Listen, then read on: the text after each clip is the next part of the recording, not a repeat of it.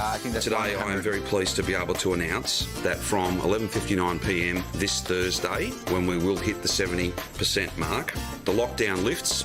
There will be no restrictions on leaving your home. There will be no curfew. After 250 plus days stuck at home across 6 lockdowns, Melburnians will finally be able to visit family and friends, get a haircut and go out for a meal and a drink. 89% of the population over the age of 16 have now had a first dose of the vaccine, and some 65.5% have a second dose and are fully protected. This is an amazing achievement. Retail will be outdoor service and click and collect only. And travel between regional areas in Melbourne will still require a permit until the state hits 80%. We don't want people at 70% double dose taking the virus into regional Victoria. We don't want to be spreading the virus until we have got to that 80% mark. In the 24 hours leading up to these announcements, Victoria recorded 1,838 new cases and 7 deaths. But the key number to watch now is hospitalisations. We have more case numbers than we would like, but they are not converting into hospitalisations at quite the rate we thought they would. The length of stay in hospital is substantially less than we thought it would be. But hospitals are buckling under a continuous surge of patients, with COVID admissions more than doubling in Victoria over the last 20 days.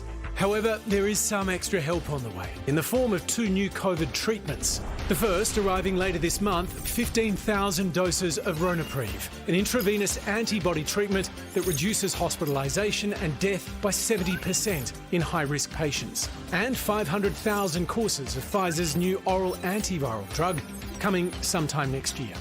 The Health Minister today made it clear these are no substitute for rolling up your sleeve and getting your jabs. These complement what we've already purchased on behalf of Australians. And if we can get to 90 and 91 and 92 and 93%, as high as we can go, that'll be less people in hospital really, really sick.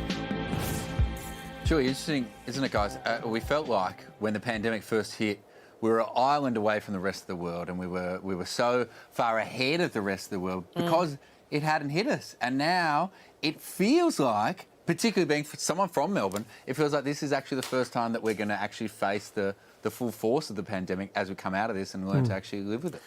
Yeah, I mean, obviously we have to listen to the healthcare workers and those that are saying, actually, you know, they're worried about what this is going to mean. But there hasn't been a lot of moments for celebration during all of this, particularly for folks in Melbourne locked down through all of this. Oh, yeah. I just was rereading some of the data today around vaccination rates across the different states and territories. The fact that Victoria is where it is now, the New South Wales, ACT are where they are too, as well as every other state and territory, is a testament to all of the people that have actually put those jabs in arms, the healthcare workers that have done it. Massive effort. Day in, day out, all through, I think it's since February, March of this year.